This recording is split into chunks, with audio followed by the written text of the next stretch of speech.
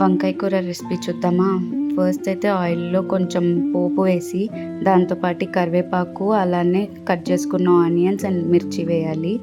దాని తర్వాత వాటిని బాగా ఫ్రై చేసిన తర్వాత వంకాయలని కూడా మనం వాడిచి పక్కన పెట్టుకోవాలి. తర్వాత ఆ ఫ్రై చేసుకున్న ఆనియన్స్‌లో జీడిపప్పు అండ్ అలానే టొమాటోస్ యాడ్ చేసుకోవాలి.